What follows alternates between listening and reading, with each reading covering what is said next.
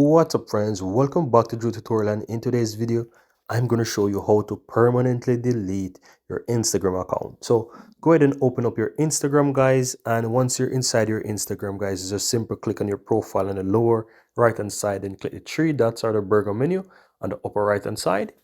Click on account center at the top there, and then you want to scroll down, click on personal details here.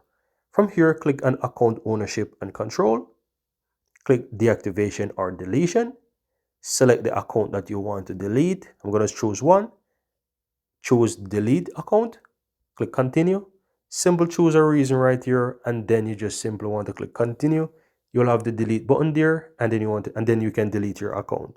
Keep in mind that once you delete your account, this cannot be undone. So if you're sure that you want to delete it, go ahead and delete your account. Otherwise, you can just go back and simply use the deactivation option, and that will deactivate your account temporarily. Once you choose that option guys, you can continue. You can put in your password. It will also give you a particular amount of time that you can choose between, if you want to deactivate it for a couple of days or you want to deactivate it until you reactivate it.